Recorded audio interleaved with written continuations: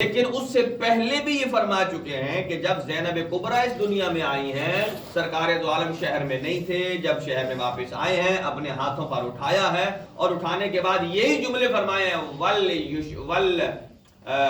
فرمایا کہ وَلْيُشَاهِدْ، جو یہاں موجود ہے اس کے اوپر لازمی ہے کہ وہ غائب کو یہ خبر دے کہ اللہ نے مجھے وہ بیٹی عطا کی ہے جو خدیجہ الکبریٰ کی شبیہ ہے۔ سبحان اللہ، سبحان اللہ، ماشاءاللہ۔ اب یہاں آج کل ہمارے کئی لوگوں میں یہ بھی پیدا ہوتی ہے بات کہ مجالس میں بی بی زینب کا نام کیوں لیتے ہیں، مجالس میں جناب فاطمہ الزہرا سلام اللہ علیہ کا نام کیوں لیتے ہیں؟ وہ تو خاتون ہیں، وہ تو لیڈی ہیں، انہیں معلوم نہیں ہے تیری خاتون، تیرا حرم، تیرا احترام اور ہے، یہ وہ اسلام کے پلر ہیں، اسلام کے ستون ہیں، ان کا نام نہیں لیں گے تو مجلس نہیں ہوتی۔ یہ غلط قسم کی باتیں ہیں جو پھیلائی جاتی ہیں، اسی لیے اپنے نوجوانوں کو میں آہستہ آہستہ ساتھ بریف کرتا رہتا ہوں۔ وہ کہتے ہیں نہیں یہ نام نہیں لینا، بھائی کیا انہیں نام لینا؟ اللہ نے جنت کے دروازے پر ان کا نام لکھا ہے، سبحان اللہ، اور یہ کہا ہے ان کے ناموں پر اپنے بچوں کے نام رکھو۔ نام نہیں لیں گے تو کیسے؟ ان کے ناموں کی برکت سے تو ہم زندہ ہیں۔ زیادہ یہ بہت سارے خرافات ہیں جو پیدا کیے جاتے ہیں۔ تو زینب کبریٰ سلام اللہ علیہ کی ولادت پر نبی پاک نے فرمایا وَلْيُشَاهِدِ الْغَائِبِ، کہ جو موجود ہے وہ غائب کو خبر دے کہ اللہ نے مجھے یہ بیٹی خدیجہ کی شبیہ عطا کی۔ کس معاملے میں شبیہ ہے؟ اب آپ اور ہم تو کسی کو کہہ دیتے ہیں کہ یہ بندہ فلاں بندے کی طرح ہے، ہو سکتا ہے ہم نے یہ سمجھاؤ کہ شکل و شمائل میں اس جیسا، لیکن نبی پاک جب فرماتے ہیں اس کا مطلب یہ ہے کہ اس میں 100% وہ شباہت موجود ہے۔ فرمایا جس طریقے سے خدیجہ الکبریٰ نے اپنے مال سے اور اپنی جان سے اسلام کی پرورش کی ہے، اسی طرح زینب کبریٰ بھی اپنی جان سے اور اپنی اولاد سے دین کے خون کی آبیائی کرے گی۔ بلاترین صلوات اللہم صلی علی محمد۔ یہاں یہ جملات ملتے ہیں۔ اور پہلی ذمہ داری حجت خدا کی حفاظت، دوسری ذمہ داری ہے قافلے کی نظارت کی۔ وہ جو قافلہ جس میں 72 شہید ہو گئے تھے، بچ کتنا گیا تھا، اس کی نظارت۔ اور تیسرا ہے حفاظت خون حسینی، جو خون بہہ چکا ہے وہ ضائع نہ ہو جائے۔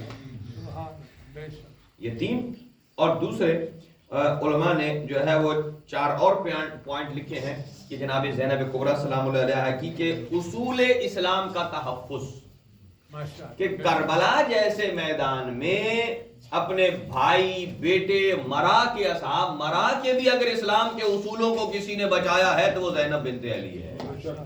ہمارا ایک مر جائے نماز قضا ہو جاتی ہے، ہم سفر سے زیادہ تھک جائیں نماز رہ جاتی ہے، لیکن وہ بی بی جو کربلا سے کوفہ کس کیفیت میں گئی ہیں، شام میں 21 دن کا ٹور ہے اونٹوں پر۔ امام سجاد فرماتے ہیں نہ میری پھوپھی کی کوئی واجب نماز چھوٹی ہے اور نہ میری پھوپھی کی کوئی مستحب اور نفل نماز چھوٹی ہے۔ اور پھر فرماتے ہیں اس کے بعد کہ میری پھوپھی نے ساری نمازیں کھڑے ہو کر پڑھی۔ یہ بڑی ہمت ہے۔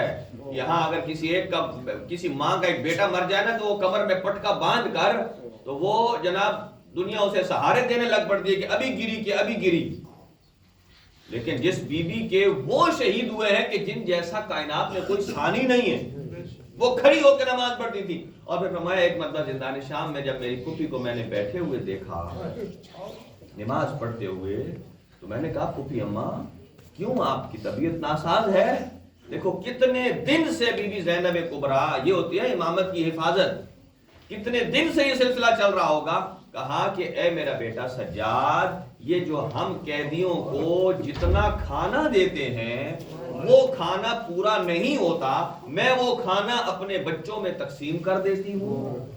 کئی دنوں سے علی کی بیٹی بھوکی ہے، جس کی وجہ یہ ہے کہ اب بدن میں اتنی کمزوری آ گئی ہے کہ اب علی کی بیٹی کھڑے ہو کر نماز نہیں پڑھتی۔ دیکھ لیں قربانی، اسلام قربانی مانگتا ہے۔ پہلا اصول دین کی حفاظت، اسی پر ہم گفتگو کریں گے آج کہ اصول، اگر ہم واقعاً جناب زینب کبریٰ سلام اللہ علیہا کے ماننے والے ہیں. ہم نے تو واقعہ کربلا سنا ہے, انہوں نے تو اپنی آنکھوں سے دیکھا ہے. ہمیں زیادہ ہمیں وہ درد نہیں ہے. ہمیں اہل بیت کی محبت سے جب واقعات پڑھے جاتے ہیں, عالم دین سناتا ہے, ہمارے دل رنجیدہ ہوتے ہیں. لیکن کوئی پوچھے امام سجاد سے, کوئی پوچھے زینب بنت علی سے, کیا کیفیت ہے؟ تو اصول دین کی حفاظت, اور دوسرا ہے مقصد حسین کی اشاعت, اور تیسرا ہے پیغام نجات, اور چوتھا ہے فکری انقلاب. یہی میں عرض کرنے لگا آپ کی خدمت میں, زیادہ طولانی آج نہیں کریں گے. امام صادق علیہ السلام کے صحابی ہیں کہ جن کا نام ہے عبداللہ ابن بکیر. بعض نے صحابی لکھا ہے, بعض نے, کیونکہ صحابی کی بھی تاریخ میں نا گڈ مڈ ہے. کوئی کہتے ہیں امام کو دیکھا ہو تو وہ صحابی ہے. ہم اسے خالی دیکھنے والے کو صحابی نہیں مانتے. اگر دیکھنے والے کو صحابی کہا جائے تو پھر تو عمرو ابن عبدود بھی مولا علی کا صحابی ہے دیکھنے والے کو. اسی طرح تو پھر مرحب جو ہے وہ بھی مولا علی کا صحابی ہے.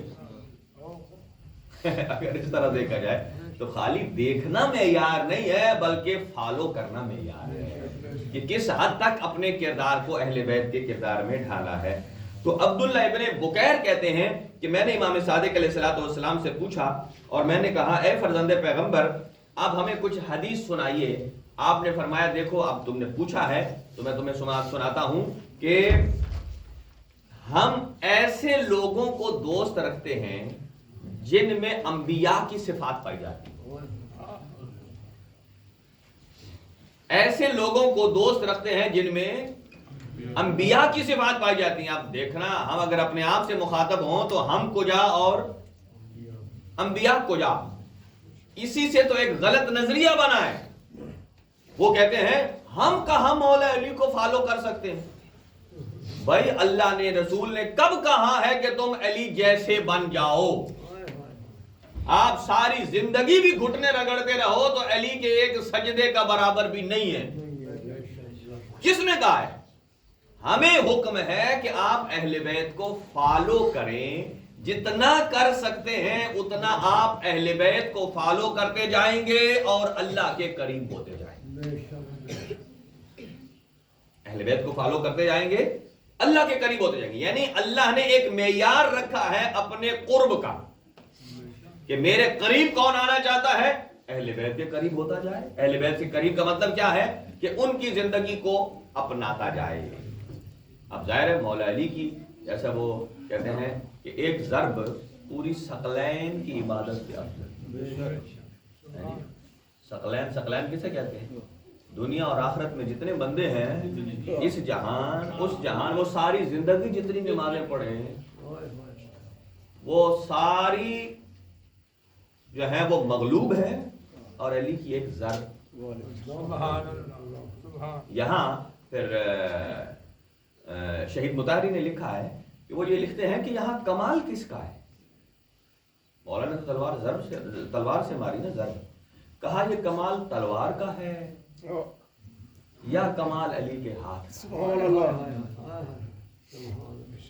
اگر کمال تلوار کا ہے تو اگر تلوار علی کے ہاتھ سے نکل کر کسی اور کے پاس چلی جائے تو بھی تو یہ کمال ہونا چاہیے. یہ کمال تلوار کا نہیں ہے, یہ ہے ہاتھ کا. ضارب کا کمال ہے کہ جس نے جس نیت سے اس تلوار کو چلایا. آپ دیکھیں, اب یہاں آپ کسی مومن کو سلام کرتے ہیں, ہو سکتا ہے ہمارا ایک سلام ہماری زندگی کی بخشش کا ضامن ہو جائے, لیکن شرط یہ ہے کہ ہم سلام کس نیت سے دیتے ہیں. ہم اس نیت سے دیں, پتہ نہیں اس نے ہاتھ دھویا نہیں دھوئے, پتہ نہیں کس چیز کو لگا کر آیا ہے, پتہ نہیں اسے کہیں نزلہ تو کام تو نہیں ہے, پتہ نہیں کہیں سے وائرس لے کر تو نہیں. یعنی کہ آپ کے اس سلام میں اخلاص ہی نہیں ہے. اس سے اچھا ہے کہ انسان ہاتھ اپنے ہاتھ میں رکھے, بغل میں رکھے, مرزا غالب کی طرح سلام پھینک دے.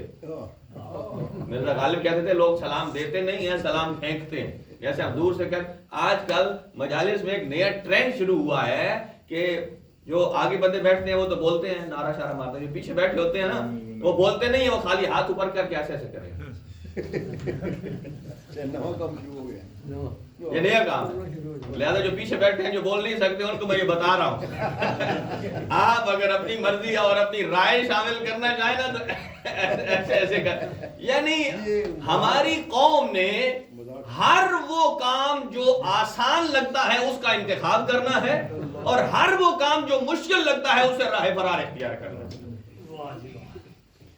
ہاں جی، لہذا اور بہت ساری اور تربیت کی جب بات آتی ہے، میں پہلے یہ حدیث سنا لوں پھر آتا ہوں، کہ فرمایا کہ ہمیں وہ افراد پسند ہیں جن میں انبیاء کی صفات ہے۔ تو انبیاء کی صفت اچھی ہے، جیسے کہ مولا علی امام ہیں، یہ سنیے، یہ ہمارے ہاں تھیوری ہے اور برجستہ عقیدہ ہے، جیسے امام کائنات کے سارے لوگوں پر فضیلت رکھتا ہے، غالب ہے، ایسے ہی امام کے اندر جتنی صفات ہیں وہ صفات بھی امام ہیں۔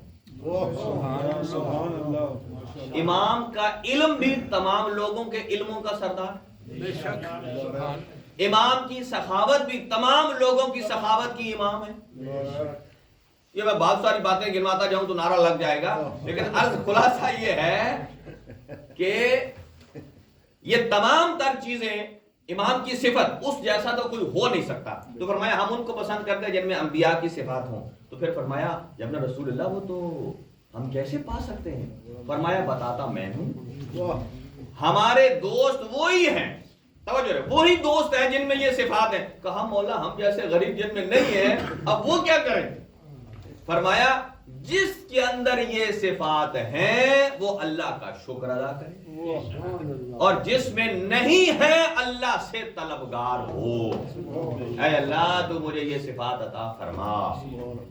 اور سنیے ان کے بعد وہ صفات کیا ہیں؟ پہلی صفت ہے ورع۔ ورع ہوتی ہے پرہیزگاری، پرہیزگار ہونا۔ دوسری ہے قناعت، کہ جو میانہ روی، یعنی نہ زیادہ خرچ کرے، سخاوت اور ہے فضول خرچی اور ہے۔ سخاوت ہوتی ہے کسی کو دینا، فضول خرچی ہوتی ہے خود اڑا دینا۔ جیسے وہ جی یہاں سے جو جاتے ہیں نا پاکستان میں شادیاں کرنے، ان کا ایک مقصد یہ ہوتا ہے کہ فضول اسراف کرنا، بیلیں دینا، پیسے ضائع۔ بھائی اتنا پیسہ کسی مسجد میں دے دو جب تک اینٹ لگی رہے گی، تمہارے بیٹے کو بھی ثواب ہوگا، بیٹی کو بھی ثواب ہوگا۔ نتیجہ کیا ہوتا ہے؟ ویلیں دیتے ہیں اور نیچے جناب جھگڑا ہو جاتا ہے اٹھانے والوں کا، کس نفل کا ثواب یہاں، اور وہ وہاں جا کر بڑے مالدار بنتے ہیں، یہاں پتہ چلے کہ یہاں بیل دیں کہ کیسے وہ کماتے ہیں۔ اسے کہتے ہیں اسراف۔ ہاں جی، بس وہاں سٹیٹس بنانا، میں باہر سے آیا بس کبھی۔ اور کیا فرمایا کہ جیسے ہم یہاں فخر کرتے ہیں، کاش قیامت والے دن علی ہم پر فخر کریں کہ ہمارا شیعہ ایسا، علی کا سر فخر سے بلند ہو۔ اس دنیا میں تو ہم اپنا سر فخر سے بلند کرتے ہیں نا کہ ہمارا مولا ایسا ہے کہ جیسا کوئی نہیں۔ تو قیامت والے دن مولا کو بھی کہنا چاہیے کہ میرا شیعہ ایسا جس جیسا۔ اگر ہم یہاں سر فخر سے اٹھائیں میرے مولا ایسا، اور معاشر کے میدان میں مولا نے سر کی نیچے کیا ہو، تو یہ کیسی بلا آ گئی ہے کہ دنیا میں بھی اس نے کوئی عمل نہیں کیا اور یہاں آپ کہتے ہیں مجھے معاف کرا دیں، بخشوا دیں۔ تو یہ بات یاد رکھیے، بخشش ہو سکتی ہے، شفاعت کا عقیدہ بالکل صحیح ہے، لیکن شرط یہ ہے کہ اصول دین صحیح ہونے چاہیے اور فروع دین میں کوتاہی نہ کی ہو۔ اگر کوتاہی کی ہو، وہ بندہ کہے کہ نہیں میں کچھ بھی نہیں کرتا، میرا مولا علی جانے تے میری نمازہ جانے، ایسے کو مولا، اس کا مطلب یہ ہے کہ یہ میٹھے الفاظ میں اسلام کا انکار اور نماز کا انکار کر رہا ہے، میٹھے انداز میں نماز کا انکار ہو رہا ہے۔ تو جس انداز سے بھی، اب دیکھیں میں نے کل بھی ایک مثال عرض کی تھی آپ کی خدمت میں، شاید اسے پورا نہیں کر سکا، کہ جب کسی نے امام سجاد علیہ السلام سے پوچھا کہ حضرت ابو طالب کافر تھے علیہ باللہ، نقل نواز، امام نے کیا جملہ فرمایا، دلیل کیا دی سنیں، کہ جو آدمی مشرک ہو جائے، مشرک آدمی، اس کی زوجہ کو طلاق دینے کی ضرورت نہیں ہے، وہ خود بخود نکاح فسخ ٹوٹ جاتا ہے، ٹوٹ جاتا ہے۔ کیوں؟ دلیل چوتھے امام فرماتے ہیں کہ کہ جب یہ حکم آیا اللہ کی طرف سے قرآن میں کہ جس کی زوجہ مسلمان ہو گئی ہے اور اس کا شوہر ابھی تک مشرک ہے، اے میرے حبیب اس عورت کو شوہر سے الگ کر دو. اور حضور نے الگ کر دیا، کہا کہ تم مشرک ہو. اس لیے تو آپ دیکھیں یہاں کیوں نہیں ایک مسلمان خاتون کسی غیر مسلم سے کیوں نہیں شادی کر سکتی؟ کیونکہ اللہ نہیں چاہتا کہ اسلام کسی کے انڈر رہے. اسلام ہمیشہ بافخر غالب رہنا چاہیے. اور جس کا شوہر مشرک ہو گیا تھا، حکم خدا آیا کہ ان کو جدا کر دیجئے. یہ نہیں کہا کہ ان کی طلاقیں پڑھ کے الگ کرو. الگ امام سجاد نے یہی دلیل فرمائی ہے کہ ہاں اگر میرے دادا ابو طالب اگر مشرک ہوتے یا کافر ہوتے تو جب یہ آیت آئی تھی تو نبی پاک کو میری دادی کو میرے دادا سے الگ کر دینا چاہیے.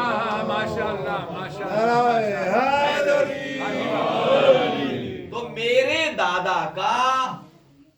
دادا کو میری دادی سے فاطمہ بنت اسد سے جدا نہ کرنا، امام سجاد فرماتے ہیں یہ دلیل ہے کہ ابو طالب مسلمان تھے اور مومن تھے. دیکھیں یہ باتیں بڑی باریک ہوتی ہیں. اگر کوئی آدمی کہہ دیتا ہے علی اللہ العیاذ باللہ تو مشرک ہو گیا ہے.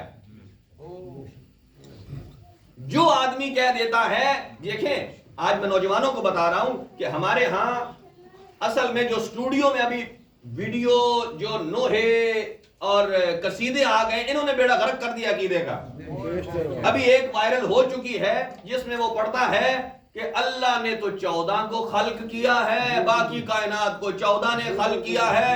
اور لوگ مزے سے گاڑی میں سنتے ہیں، بچوں کو سناتے ہیں. مجھے بتاؤ یہاں تو 15 خدا ہیں. اس قصیدے میں 15 خدا بن گئے. ایک اللہ جس نے 14 کو بنایا اور 14 جس نے ساری امت کو خلق کیا. اس کا مطلب خدا کتنے ہو گئے؟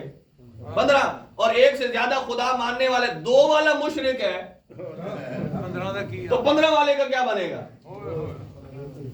دیکھیں یہ جو قصیدے ہیں، جب دیکھیں ہم اپنے بچوں کو تربیت کا مطلب کیا ہے؟ تربیت کا مطلب صرف یہ نہیں ہے کہ باپ کی ذمہ داری ہے اور ماں کی نہیں ہے، یا اپوزٹ کر لیں کہ ماں کی ہے اور باپ کی نہیں. دونوں کی ذمہ داری ہے. اور ہمارے یہاں ہوتا یہ ہے کہ ہم آسان کام ڈھونڈتے ہیں نا. خوشی والے دن اپنے گھر میں او جناب پوری دیوار جتنا ٹی وی ہے اس پر ہم نے قصیدے لگا دیے. اچھی بات ہے، کام برا نہیں ہے. اور جب غم ہے، ظاہر ہے اب لوگ دور ہیں ہر وقت، تو مثلا یہاں تو شام کو مجلس ہوتی ہے، دوپہر میں کیا کریں، دل کرتا ہے بعض اوقات گریہ کرنے کا، مصائب سننے کا. سنیں آپ، نوا سنیں، اچھی بات ہے. لیکن لگانے سے پہلے یہ دیکھیں کہ قصیدے والا کیا کیا رہا ہے، نوحے والا کیا کیا رہا ہے.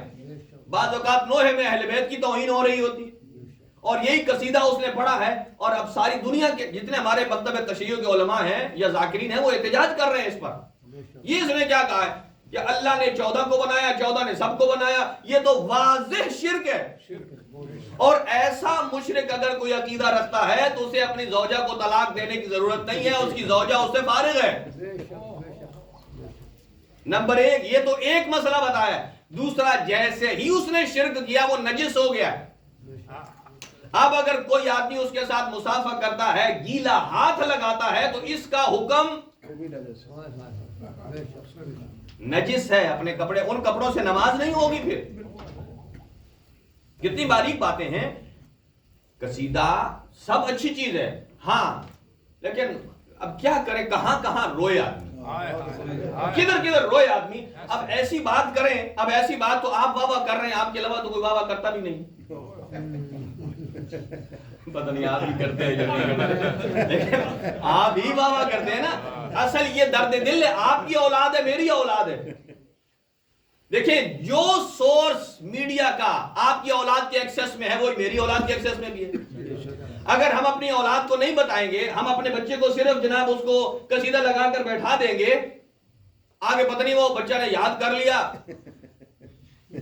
اور آج کل ہر قصیدہ اس میں ایسا میوزک آ گیا ہے کہ آپ کو پہلے مست کرے گا ذکر علی، پورا قصیدہ سننے کے بعد آپ کو کوئی سمجھ نہیں لگے گی اس میں کس امام کی شان بیان ہوئی ہے. دیکھیں یعنی یہ ٹرینڈ ایسا اس کا مطلب کیا ہے؟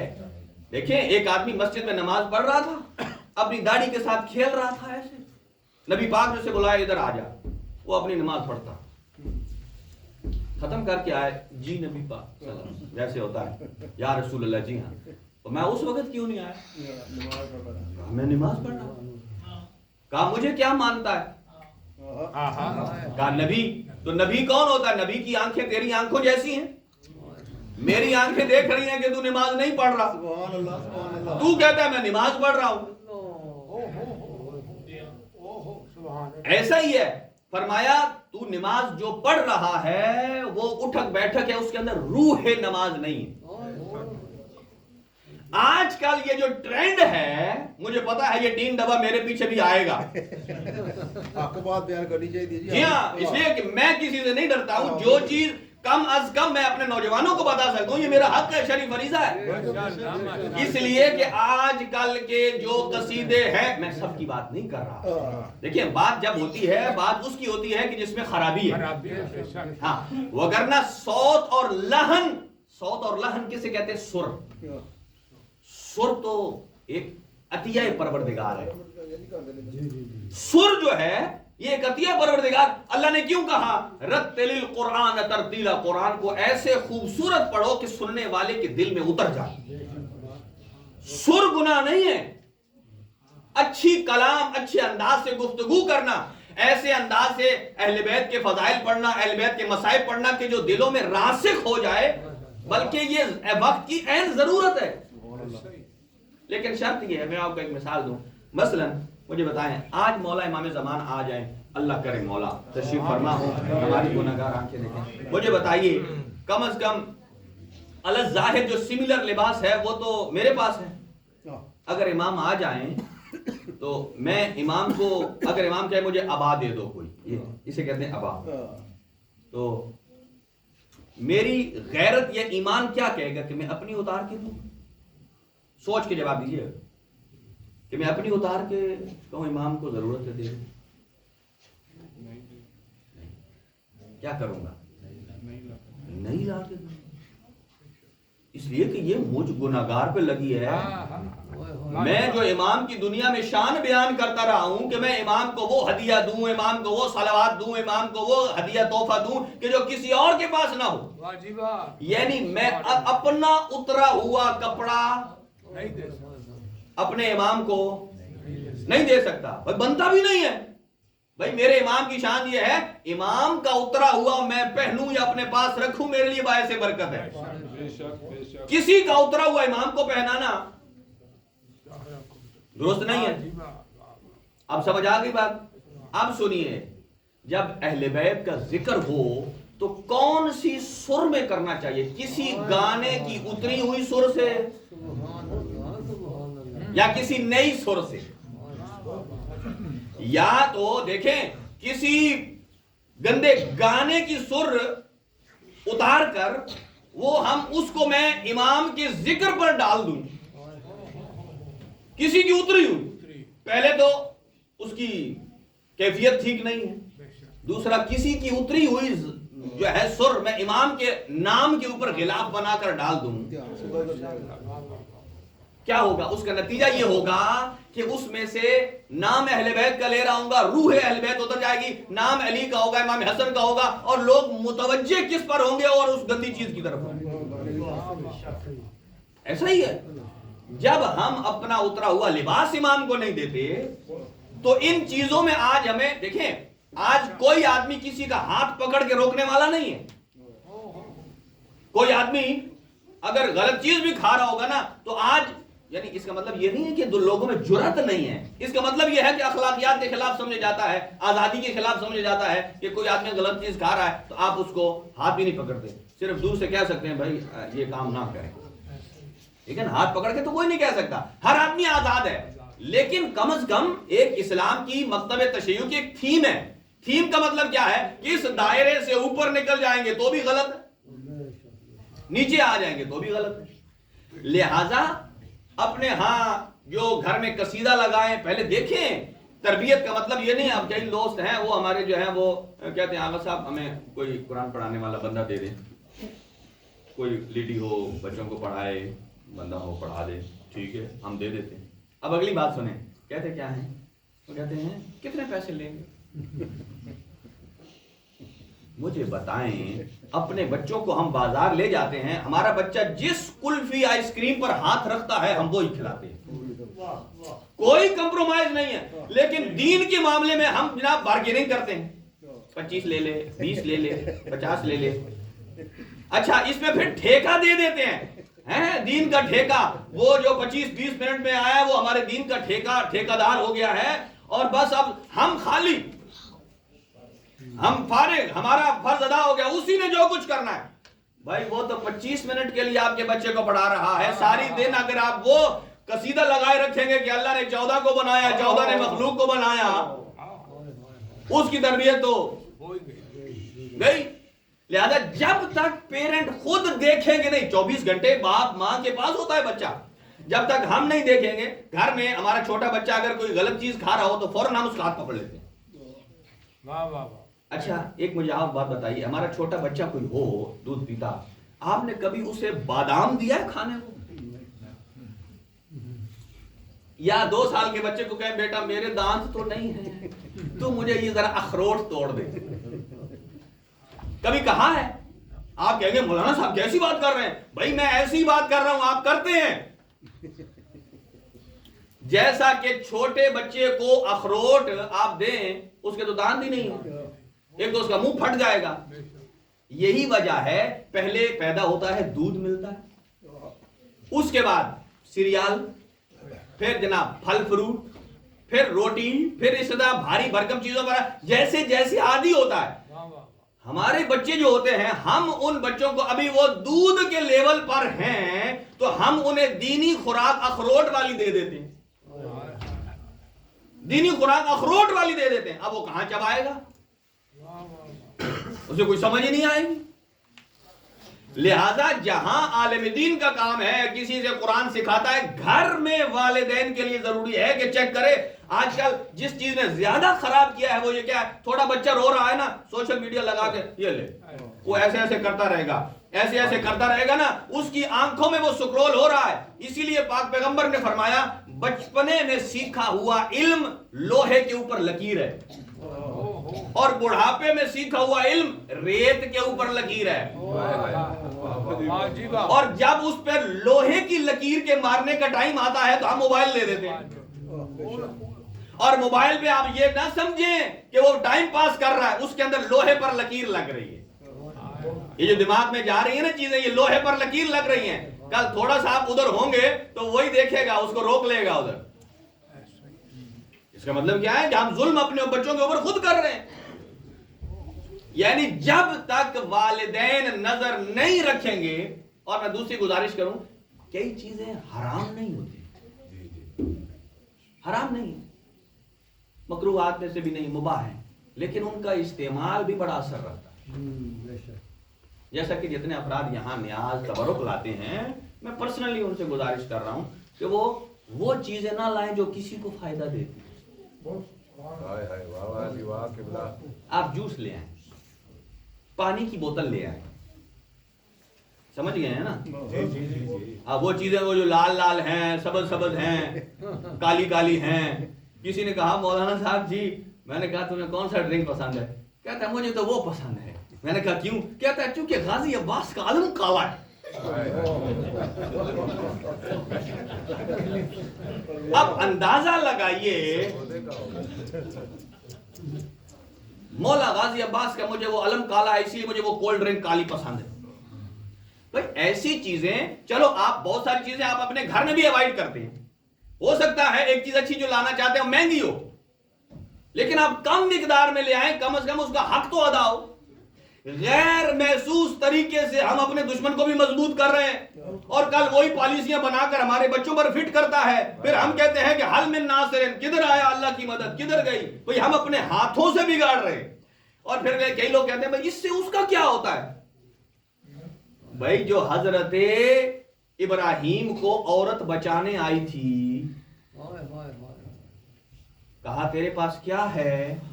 کہا میرے پاس ایک بوند پانی کی ہے۔ کہا اس سے تو بچنا نہیں ہے۔ اس نے کہاں بچنا ہے اتنی بڑی آگ سے؟ تو کہا پھر نکل جا لائن سے. کہا گیا میں اس لیے یہ لائی ہوں، مجھے پتا ہے اس نے بجھنا نہیں ہے، لیکن میرا شرعی وظیفہ یہ ہے کہ کل کو اگر میرا خدا پوچھے کہ ابراہیم جلتا رہا ہے تو نے کیا کیا ہے، مجھ سے وہ نہیں پوچھے گا کہ جو میں نہیں کر سکتی، وہ یہ کہے گا جتنا کر سکتی تھی وہ کیوں نہیں کیا. مجھے بتائیے اگر اپنی سوسائٹی کو مضبوط کرنا ہے، اپنے گھروں کو پاک کرنا ہے، اگر کم از کم جو خوراک اندر جا رہی ہے، کیا کوکے کے بغیر آپ کا گزارا نہیں چلتا؟ کیا اور چیزوں کے بغیر؟ یہ اگر آدمی دیکھیں آج ڈاکٹر کہہ دے کہ کل اس سے تیری موت واقع ہو جائے گی، آج ہم سب چھوڑ دیں. اس کا مطلب یہ ہم چھوڑنا نہیں چاہتے، یہ زبان کا چسکا ہے. لہذا بہت سارے دوستوں نے مجھے متوجہ کیا ہے، کل بھی کہا ہے، کل آغا صاحب اب ہم کیا کریں؟ میں نے کہا یار میرا وظیفہ ہے، میں کہہ دوں گا ایک مرتبہ. اس کی بات یہ ہے کہ ایسے ڈرنکس، ایسی چیزیں کہ جس سے کسی کو فائدہ ہو رہا ہو، اب وہ نہ لائیں. چلو کسی کی ذات کے لیے خود اس سے مزہ آتا ہے تو وہ کر لے، وہ بھی نہیں کرنا چاہیے، لیکن کم از کم کسی کو زبردستی تو نہ دے. ابھی وہاں کوئی چیز لے آئے گا بطور نیاز، اب یہاں نہ کوئی پھینک سکتا ہے، کیونکہ یہی تو کسر جو چسکے کی ہوتی ہے نا نیاز پہ نکال لیتے ہیں، کہتے ہیں آ گئی ہے اب تو اس کو کرو ہی کرو. لہذا سامعین محترم اس وقت دیکھیں جو مارکیٹ میں قصیدہ نو آ رہا ہے پہلے سمجھیں کہ ہے کیا، اور اس میں شرک ہوتا چلا جا رہا ہے، اور ایسا شرک کہ بہت سارے ایسے میں عمومی مثال دے رہا ہوں، بہت سارے ایسے مشرک ہوں گے جن کی زوجائیں ان سے الگ ہو چکی ہوں گی، لیکن وہ پھر بھی مومن ہیں. نہیں، دیکھو اپنے ہر چیز پر ایک ریفریشر کورس ہوتا ہے. ہم دیکھو، میں اللہ کرے میری یہ خواہش پوری ہو جائے، میں چاہتا ہوں حوضے کی جو اسٹوڈنٹ قم یا نجف میں پڑھتے ہیں حوضے کا درس، وہ ہم یہاں کیوں نہیں کر سکتے؟ بھائی جو بچے یہاں جاتے ہیں، آج تک مجھے 5 بچے نہیں ملے حوضے کے درس کے لیے،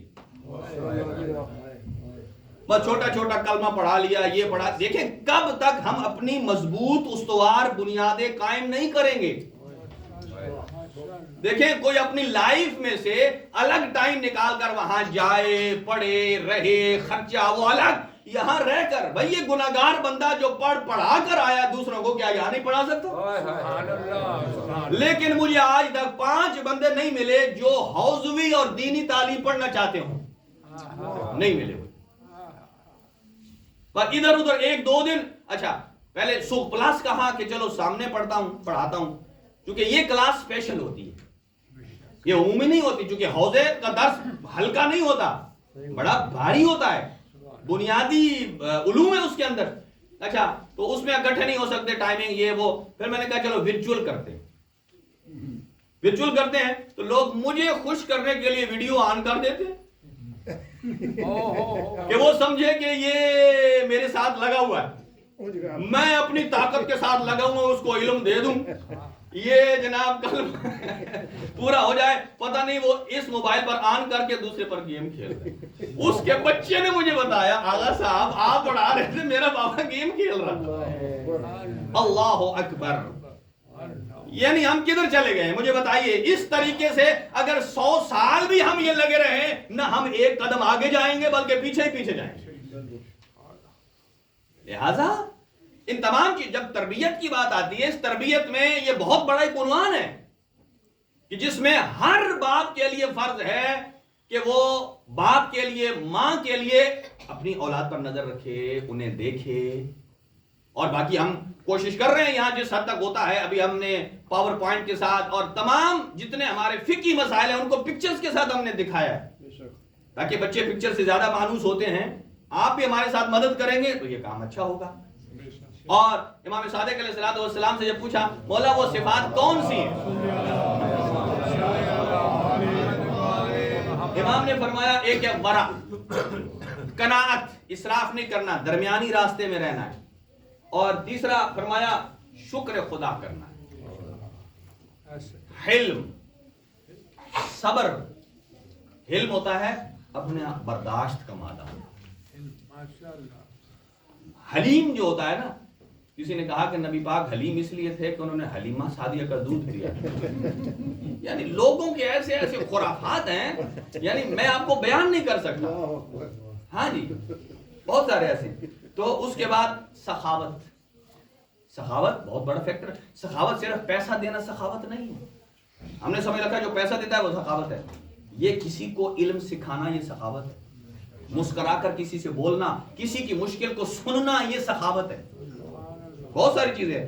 تو میں اور کہا کہ یہ غیرت ہے، نیکی ہے، بھلائی ہے، صبر ہے، رضا.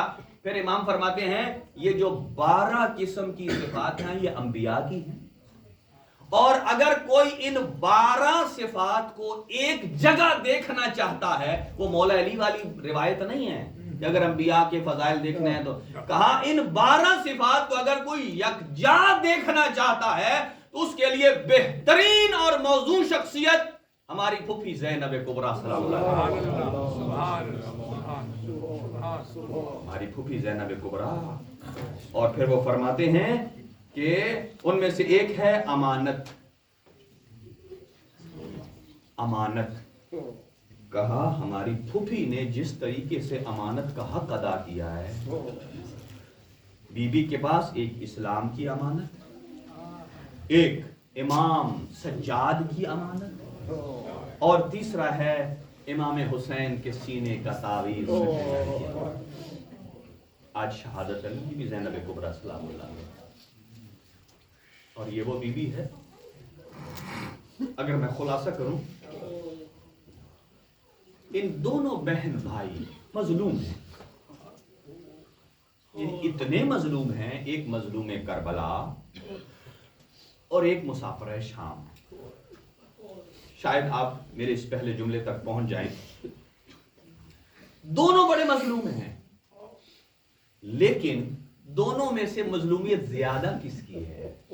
علماء مقاتل نے لکھا ہے، کوئی مقابلہ کرنا، مقایسہ مراد نہیں ہے، مراد درد بیان کرنا ہے. وہ کہتے ہیں امام حسین بہت مظلوم ہے لیکن مرد تھے.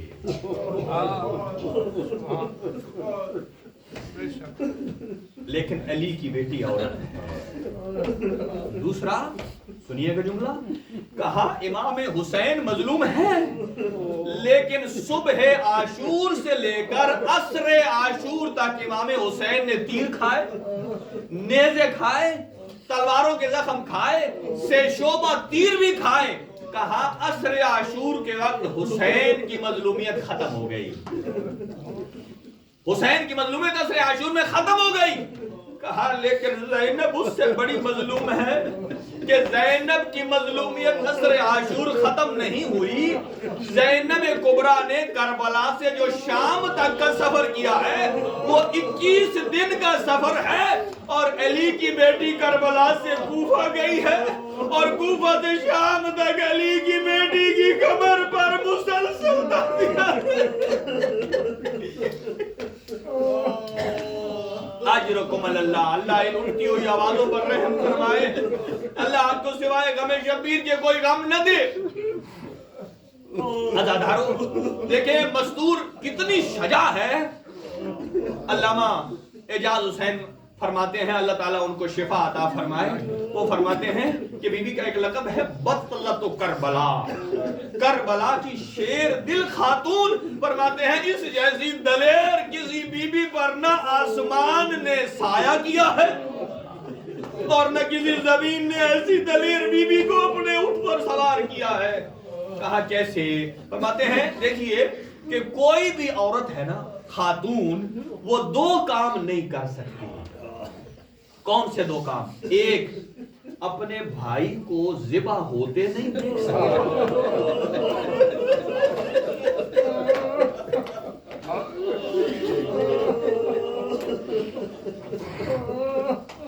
اور پھر کیسا بھائی ہو؟ حسین جیسا، عباس جیسا.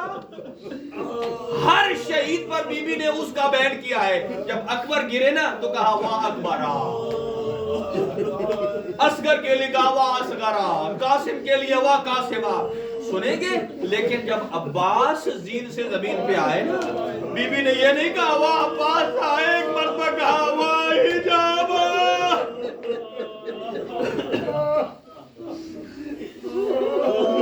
بی بی اپنے بھائی کو قاتل ہوتا نہیں دیکھ سکتی, اور دوسرا اپنے بھائی کے قاتل سے بول نہیں سکتی. اور یہ سنیے گا, علی کی بیٹی نے یہ دونوں کام کیے ہیں. 70 قدم کے فاصلے پر بھائی کو ذبح ہوتے بھی دیکھتی رہی ہے, اور تلے پر جا کر تلے زینبیہ پر کہتی ہے اما فیکم مسلم, اے ہمارے ساتھ کیا تم میں کوئی مسلمان نہیں ہے؟ میرا بھائی مارا جا رہا ہے اور تم سب دیکھنے والے ہو. اور اپنے بھائی کے قاتل سے بھی بات کرنا پڑی. اور وہ کیسے؟ دیکھیں, آپ مجھ غریب کی زبان سے ذکر مصائب سن کر رو رہے ہیں, لیکن ہائے اللہ بھلا کرے مختار کا جو خود قاتل کی زبان سے سن کے روتا تھا. جب مختار نے قاتلوں کو پکڑا نا, اور ایک مرتبہ جب اکبر کے قاتل کو پکڑا, کہا تو نے کیسے ظلم کا وار کیا ہے کہ لیلا 21 دن تک اپنے بیٹے کو دیکھتی گئی ہے.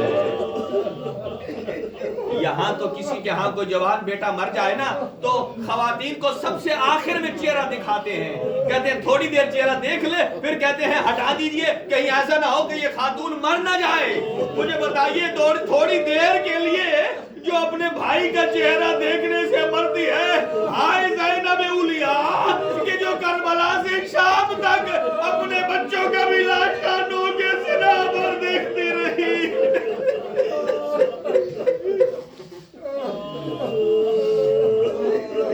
اجرکم علی اللہ. اور بھائی کے قاتلوں سے بات کی زینب بنت علی نے, اور جب مختار آئے اکبر سے, اور پھر جب کہا نا اصغر کے قاتل حرملہ کو پکڑا اور کہا اے ظالم تو نے کیسا وار کیا ہے, کہ تو نے کیا کیا ہے؟ اس کی ماں جب تک زندہ رہی ہے سائے پر نہیں بیٹھا. اور آگے سے کہتا ہے حرملہ اے مختار مجھے پتا ہے تو نے مجھے مارنا ہے, میں نے مر تو جانا ہے, مجھے اتنا بتا کیا وہ ابھی تک زندہ ہے؟ اجرکم علی اللہ. اور جب بات آئی نا خولی کی, مختار نے پکڑا, اور شمر کی دونوں روایت ملتی ہیں یہاں. شمر کو بلایا اور اسے بلایا, کہا اے ظالم مجھے بتا تو نے کربلا میں کیا کیا ہے. اب یہ مصائب ہیں کہ جو حضرت مختار سن رہے ہیں. اور ایک مرتبہ جب اس سے کہا نا کہ تو بتا تو نے کیا کیا ہے, اور وہ آہستہ کپ کپے ہاتھوں سے, اور لرزہ اس کے بدن میں طاری ہے, وہ کہتا ہے میں نے اور کچھ نہیں کیا. کہتے کیا کیا ہے؟ کہتا ہے 11ویں کی رات میں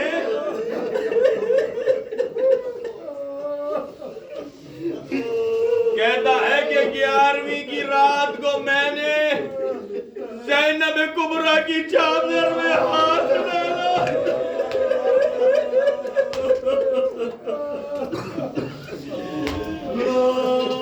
اللہ اکبر. یا زینب کبریٰ آپ دیکھیے آپ کے یہاں عزادار موجود ہیں.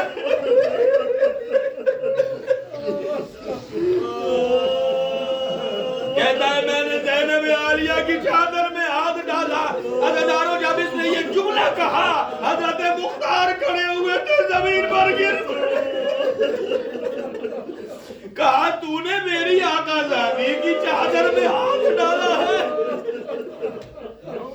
جب اپنے آپ کو تھوڑا سا آفاقہ آیا اور کہا مجھے بتا تو نے کیا کیا ہے, پھر خولی سے پوچھا.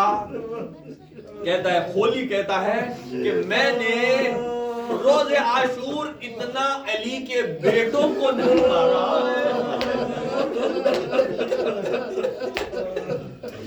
جتنا میں نے علی کی بیٹیوں کو مارا. اجرکم علی اللہ.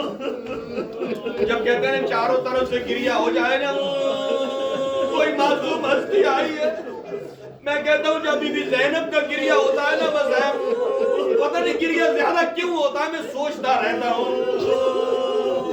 شاید اس کی ایک وجہ یہ ہو کہ جب 40 پر قید رہا ہوئی نا تو زینب عالیہ نے کھل کر اپنے بھائی کو گریا کیا. جب کھولی سے پوچھا تُو نے کیا کیا؟ عزیزانو، جب روایت علامہ حسین بختیارہ فرماتے ہیں یہ ظالم پہلے ذبح کرتے رہے، جب ذبح کرتے کرتے تھک گئے پھر انہوں نے لوٹنا شروع کر دیا، جب لوٹ کے تھک گئے پھر انہوں نے خیام کو آگ لگانا شروع کر دیا۔ اور جب اس خیمے میں ایک مرتبہ جب جناب زینب کے بھائی کا قاتل شمر جب وہ اس خیمے میں آیا نا لوٹتے ہوئے جہاں علی کی بیٹی موجود تھی، جب باقی خیموں سے آیا، اور آپ جانتے ہیں کہ جس گھر میں اگر کوئی ڈاکو آ جائے نا تو وہاں جو بچے ہوں وہ بڑے آدمیوں کے پیچھے اوٹ میں کھڑے ہو جاتے ہیں سہارے میں، وہاں بی بی زغرا، وہاں بی بی جناب سکینہ ہے اور بیبیاں ہیں، جیسا ہی وہ اندر داخل ہوتا ہے جناب زینب کی اوٹ میں سکینہ بھی آ جاتی ہیں، اور بی بی زینب نے اپنے مکنے کو زور سے تھام لیا ہے، اجرکم علی اللہ۔ اور ایک مرتبہ وہ ظالم کہتا ہے کہ ایک کیفیت یہ آئی کہ جب میں نے ردائے زینب میں ہاتھ ڈالا، زینب کو اپنی چادر کو اتنی پسند تھی کہ ایک حصہ چادر کا میرے ہاتھ میں تھا اور دوسرا زینب عالیہ کے ہاتھ میں تھا، اور زینب اپنی طرف چادر کو کھینچ کر اور برقع بچا کر کہتی تھی، اور ظالم میری چادر چھوڑ دے، اور میری ماں زہرا کا جنازہ رات کیا۔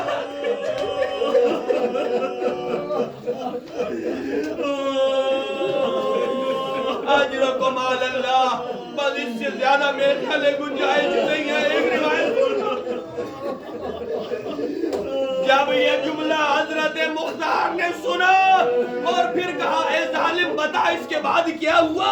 کہا نا کہ بہن کبھی بھائی کے قاتل سے بات نہیں کر سکتی ہے، اور کہا زینب کبریٰ کی جب چادر چھین لی نا، کہا اس کے بعد علی کی بیٹی چند قدم میرے پیچھے چلنے لگی اور مجھ سے منتیں کرنے لگی، میری چادر دے دو، اور میرا بابا علی مرتضیٰ ہے اور میرا نانا رسول خدا ہے۔ کہا اس کے بعد کیا کہتی تھی؟ کہا زینب نے مجھے ایک بد دعا دی، کہا قطع اللہ یدیک، اللہ تیرے ہاتھوں کو کاٹے۔ حضرت مختار نے کہا بلاؤ جلاد کو اور پہلے اس کے ہاتھ کاٹو، میری سیدزادی کی